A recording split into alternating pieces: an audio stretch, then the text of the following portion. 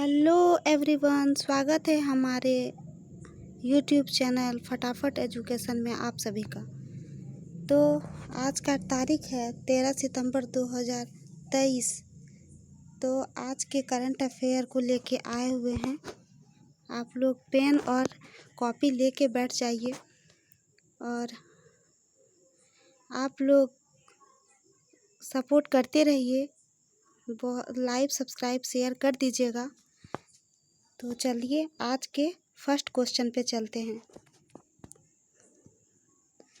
तो first question है, विज्ञान एवं प्रौद्योगिकी राज्य मंत्री स्वतंत्र प्रभार जितेंद्र सिंह ने सोमवार को उत्तर प्रदेश में एमिटी विश्वविद्यालय के नोएडा परिसर में G20, याद रखिएगा स्टूडेंट, G20 अभी बहुत ही इम्पोर्टेंट है, उससे एक भी क्वेश्चन छूटना नहीं चाहिए, के तत्वावधान में एस सम्मेलन का उद्घाटन किया है। तो कौन उद्घाटन किया है?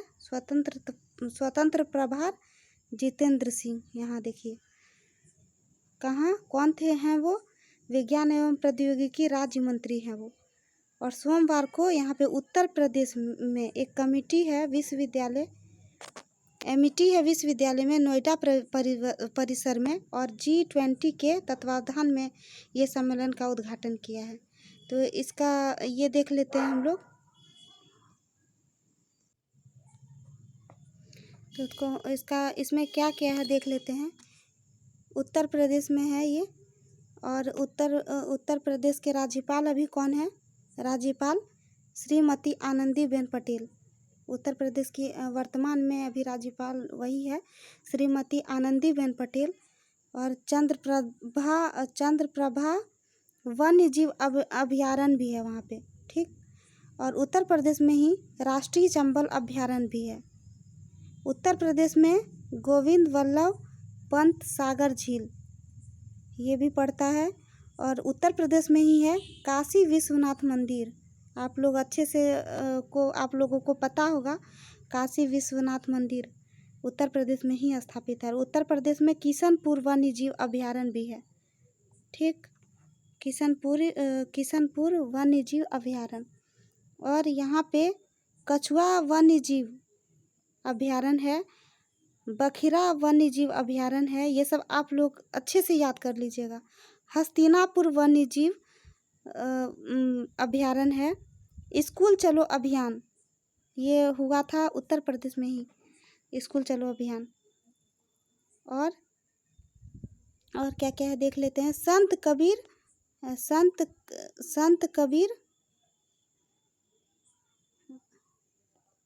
एक मिनट, संत कबीर अकादमी और अनुसंधान केंद्र और स्वदेश दर्शन यात्रा है यहाँ पे। और परिवार कल्याण कार्ड योजना कहाँ मनाया गया है? उत्तर प्रदेश में ही। और मातृभूमि योजना पोर्टल कहाँ है? ये योजना है उत्तर प्रदेश से ही। तो आप लोग को ये याद रहना चाहिए, उत्तर प्रदेश में है। आप लोग यहाँ पे अच्छे से याद करना चाहिए। पहले तो यहाँ पे जितेंद्र सिंह, यहाँ पे ये पूछा जा सकता है कि विज्ञान एवं प्रौद्योगिकी राज्य मंत्री में जितेंद्र सिंह मतलब कौन सोमवार को उत्तर प्रदेश में GS के तत्वावधान में S20 सम्मेलन का उद्घाटन किया है। तो यहाँ पे आप लोग लिखिएगा जितेंद्र सिंह। तो कहाँ है ये, किस स्टेट में है? तो उत्तर प्रदेश।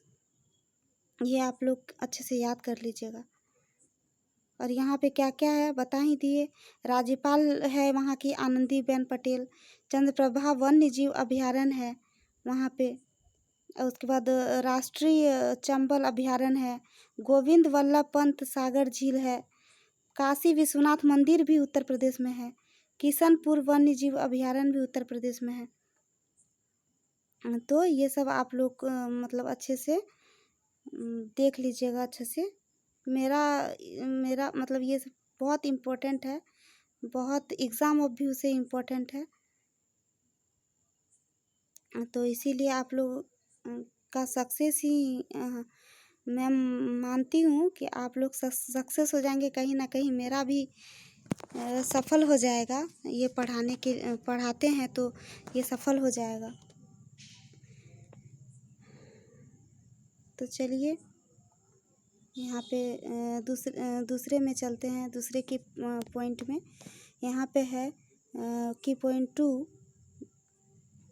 यहाँ पे है कर्नाटक सरकार ने कर्नाटक में परिवारों की महिला मुखिया को 2000 की वित्तीय सहायता प्रदान करने वाली बहुप्रतीक्षित गारंटी योजना गृह लक्ष्मी लॉन्च की है। मतलब कर्नाटक सरकार में कर्नाटक में जितना भी परिवार है वहाँ की जो महिला मुखिया है 2000 की वित्तीय सहायता प्रदान करने वाली एक गृह लक्ष्मी, यहाँ पे गृह लक्ष्मी योजना लॉन्च की है। कहाँ? कर्नाटक में लॉन्च की गई है। ये सब याद रखिएगा कि कहाँ है।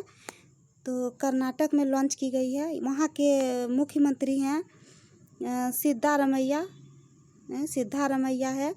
पोर्ट है न्यू मैंगलोर पोर्ट। अंशी राष्ट्रीय उद्यान कहाँ है? कर्नाटक में। बन्नेरघाटा राष्ट्रीय उद्यान कहाँ है? कर्नाटक में। नागरहोल राष्ट्रीय उद्यान कहाँ है? कर्नाटक में। बांदीपुर राष्ट्रीय उद्यान कहाँ है? कर्नाटक में। तो ये सब कर्नाटक में है। और देख लेते हैं कुद्रेमुख राष्ट्रीय उद्यान। ये सब उद्यान बहुत ज़्यादा इम्पोर्टेंट है एग्ज़ाम ऑफ व्यू से, तो आप लोग अच्छे से देख लीजिएगा। कुद्रेमुख राष्ट्रीय उद्यान भी है कर्नाटक में। और वहाँ का भाषा है, कर्नाटक का भाषा है कन्नड़ है वहाँ का भाषा। और गठन कब हुआ था, मतलब ये राज्य कब बना था, गठन इनका कब हुआ था? तो 1 नवंबर 1956 को, मतलब 1 नवंबर 1956 को। ये याद रख लीजिएगा। कहाँ का? कर्नाटक का। तो चलिए आगे चलते हैं की पॉइंट पर। 3 में आ गए हम लोग। 3 में है देख लेते हैं। सार्वजनिक उद्यम विभाग ने राष्ट्रीय केमिकल्स एंड फर्टिलाइजर्स यानी RCF को लिमिटेड को नवरत्न का दर्जा दिया है। किसका दर्जा? नवरत्न का दर्जा। ठीक, तो क्या है? सार्वजनिक उद्यम विभाग ने, कौन विभाग? उद्यम विभाग ने राष्ट्रीय chemical and fertilizers RCF limited को नवरत्न का दर्जा दिया है। ठीक, यहाँ पे क्या है कि पॉइंट याद कर लीजिए आप लोग। यह सार्वजनिक क्षेत्र के उद्यम यानी PSE को दिया जा सकने वाला सर्वोच्च राज्य बना है। ठीक, और की पॉइंट देख लेते हैं हम लोग। RCF रसायन और उर्वरक मंत्रालय के तहत एक केंद्रीय सार्वजनिक क्षेत्र में उद्यम CPSE है। किसके तहत है? RCF रसायन और उर्वरक मंत्रालय के तहत सार्वजनिक क्षेत्र उद्यम है यहाँ पे। तो 4 की पॉइंट देख लेते हैं। 4 में आ गए हम लोग। 4 में है कि एक महत्वपूर्ण घटनाक्रम में अमेरिकी राज्य जॉर्जिया ने राज्य के समर्थन में जीवंत हिंदू अमेरिकी समुदाय के योगदान का हवाला देते हुए अक्टूबर महीने को हिंदू विरासत माह घोषित किया गया है। तो कहाँ घोषित किया है? अमेरिका, US में है। किसको? अक्टूबर जो माह होता है उसमें हिंदू विरासत माह घोषित किया गया है। ठीक, और किस राज्य, मतलब किस अमेरिकी राज्य के समर्थन में? तो यहाँ पे जॉर्जिया ने, मतलब वो अमेरिकी थी जॉर्जिया, और राज्य के समर्थन में जीवंत हिंदू अमेरिकी समुदाय, जो एक समुदाय होता है जीवंत हिंदू अमेरिकी समुदाय के योगदान में मतलब वही सब ये की थी कि ये होना चाहिए। तो अक्टूबर महीने को हिंदू विरासत माह घोषित किया गया है इसमें। कहाँ? USA अमेरिका में। आ जाते हैं 5 पे। 5 नंबर है कि 5 नंबर है कि नागपुर महाराष्ट्र की माधुरी पटले ने मिसेज यूनिवर्सिटी के रूप में सम्मानित होने के बाद फिलीपींस। देख लेते हैं 5 नंबर क्वेश्चन। नागपुर महाराष्ट्र की माधुरी पटले ने मिसेज यूनिवर्सिटी के रूप में सम्मानित होने के बाद फिलीपींस के मनीला फिलीपींस में होने वाली आगामी मिसेज यूनिवर्स प्रतियोगिता में भारत का प्रतिनिधित्व करने का सम्मान अर्जित किया है। तो कौन की है ये नागपुर में महाराष्ट्र की माधुरी पटले ने कौन है वो? मिसेज यूनिवर्सिटी के रूप में सम्मानित होने के बाद वो मिसेज यूनिवर्सिटी के रूप में सम्मानित हुई थी। और फिलीपींस के मनीला में होने वाला है ये। और जो आने वाला है मिसेस यूनिवर्स प्रतियोगिता, उसी का प्रतिनिधित्व में सम्मान अर्जित हुआ है इनका। किनका? माधुरी पटले का। वो नागपुर की है, महाराष्ट्र की है और नागपुर में ये होने वाला है। आइए 6 की पॉइंट पर चलते हैं। 6 में है, केंद्रीय गृह मंत्री अमित शाह ने नई दिल्ली में मेरी माटी मेरा देश अभियान के तहत अमृत कलश यात्रा की शुरुआत की है। कौन किया है? मतलब यहाँ पे पूछा जा सकता है कि अमित शाह ने मेरी माटी मेरा देश अभियान के तहत कौन यात्रा की शुरुआत की है, किस यात्रा की शुरुआत की है? तो यहाँ पे हो जाएगा अमृत कलश यात्रा। या फिर यहाँ पे पूछा जा सकता है कि अमृत कलश यात्रा की शुरुआत किसके द्वारा किया गया? तो यहाँ पे होगा अमित शाह के द्वारा किया गया है। ठीक। और या फिर ये भी पूछा जा सकता है कि अमित शाह द्वारा नई दिल्ली में अमृत कलश यात्रा की शुरुआत की है, तो इनका कौन सा अभियान है ये? तो यहाँ पे बोलिएगा मेरी माटी मेरा देश। यहाँ पे 3 क्वेश्चन बन रहा है आपका एक क्वेश्चन से।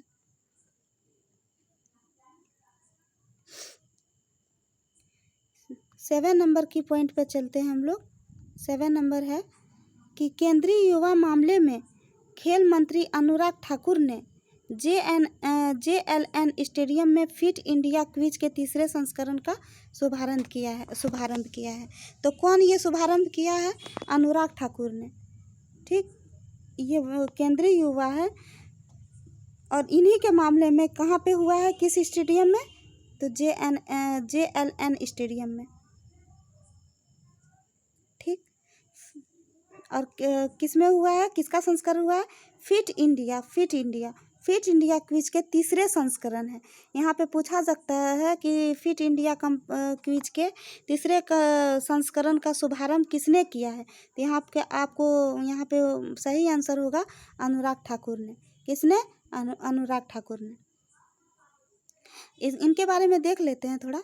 यहाँ पे लिखा हुआ है कि माननीय मंत्री ने खेलो इंडिया योजना के तहत स्वीकृत खेल अवसंरचना परियोजना, ठीक, पर एक सूचना पुस्तिका भी लॉन्च की है और साथ ही एक राष्ट्रीय खेल महासंघ पोर्टल भी लॉन्च किया है। ये क्या क्या किए हैं? एक तो खेलो इंडिया योजना के तहत परियोजना लॉन्च पर एक सूचना पुस्तिका, इन्फॉर्मेशन बुक जो आता है वो किया हुआ है, इन्फॉर्मेशन बुक, सूचना पुस्तिका। और यहाँ पे एक राष्ट्रीय महासंघ पोर्टल का भी लॉन्च हुआ है। और ये क्या है? एक राष्ट्रीय खेल है। 8 नंबर पर चलते हैं। 8 नंबर में है, असम के कछार कैंसर अस्पताल और अनुसंधान केंद्र CCHRC, ठीक, के निदेशक surgical oncologist Padmashri doctor R Ravikannan को 2023 के प्रतिष्ठित रेमन मैग्सेसे पुरस्कार से सम्मानित किया गया है। किनको किया गया है ये? डॉक्टर R रविकन्नन को। ठीक। कहाँ की किस वर्ष में किया गया है? 2023, हाल ही में हुआ है। और ये था क्या, किस अनुसंधान के ये केंद्र में?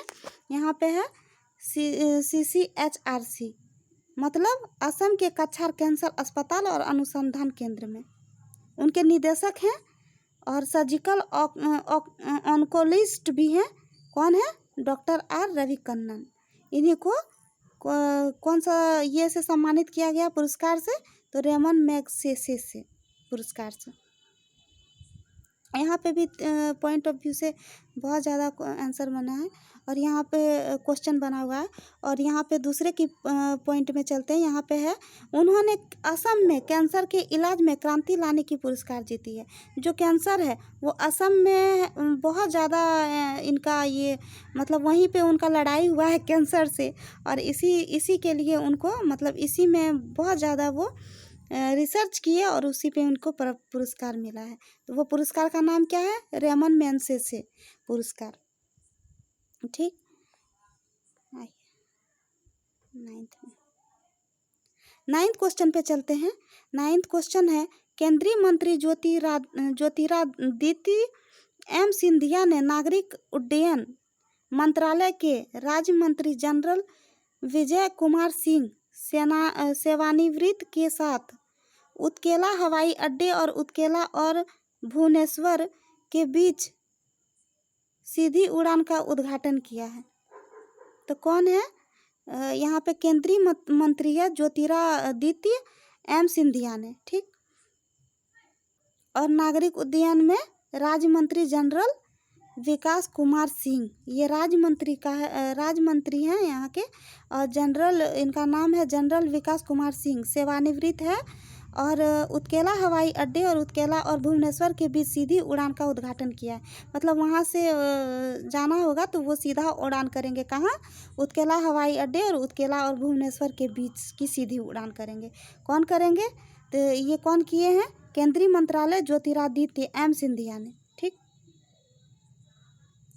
10 नंबर पॉइंट पे चलते हैं। हैदराबाद शिक्षित रोबोटिक्स कंपनी ग्रेने रोबोटिक्स ने कृत्रिम बुद्धिमत्ता AI द्वारा संचालित एक अभिनव स्वायत्त एंटी ड्रोन सिस्टम इंद्रजाल विकसित किया है। ठीक, तो इनको बता देते हैं, ये हैदराबाद में है। कौन है? कौन कंपनी है? Robotics company. देख लीजिए यहाँ, रोबोटिक्स कंपनी। ये क्या है? कृत्रिम बुद्धिमत्ता, मतलब वो कृत्रिम तरीके से उस बुद्धिमत्ता और संचालित करते हैं। वो स्वायत्त है एंटी ड्रोन सिस्टम इंद्रजाल इनको विकसित किया गया है, इंद्रजाल से विकसित किया गया है। और इसका की पॉइंट देख लेते हैं। इंद्रजाल प्रणाली को परमाणु प्रतिष्ठानों और तेल रिग जैसी महत्वपूर्ण सुविधाओं के साथ साथ बड़े क्षेत्रों, संभावित रूप से पूरे शहरों को विभिन्न ड्रोन खतरों से बचाने के लिए डिजाइन किया गया है। मतलब बहुत तरह का जो परमाणु इफेक्ट पड़ता है उससे और ड्रोन से बचाने का के लिए डिजाइन किया गया है। तो ये कौन सा? ये है इंद्रजाल प्रणाली। ठीक, और ये महत्वपूर्ण सुविधाओं के साथ साथ बड़े और संभावित रूप से पूरे शहरों के विभिन्न ड्रोन के खतरों से बचाता है, और इसीलिए इसको इस तरह का डिजाइन दिया गया है। तो 11 नंबर क्वेश्चन पे हम लोग आते हैं।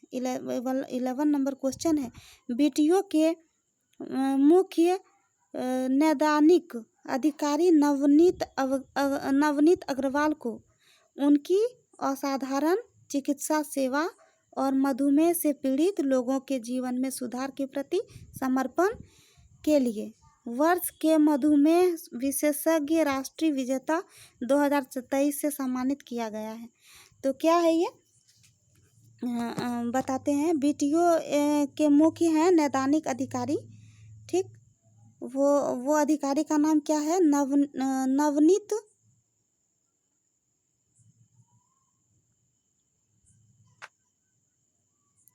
वो अधिकारी का क्या नाम है? नवनीत अग्रवाल। ठीक, यहाँ पे नवनीत अग्रवाल कौन है? ये BTO के मुख्य नैदानिक अधिकारी। ठीक, उनकी असाधारण चिकित्सा सेवा, मतलब ये चिकित्सा सेवा से रिलेटेड क्वेश्चन है। और चिकित्सा सेवा और मधुमेह से पीड़ित, जो जिनको शुगर हो गया है, मधुमेह में है, तो उन्हीं के लिए से पीड़ित लोगों के लिए सुधार, मतलब लोगों को अधिकतर सुधार करने के लिए समर्पण इन्होंने किया है। और इसी में वर्ष 2000 मधुमेह विशेषज्ञ 2023 में राष्ट्रीय विजेता से सम्मानित किया गया है 2023 में। इन्हीं को, किनको? नवनीत अग्रवाल को। चलते हैं।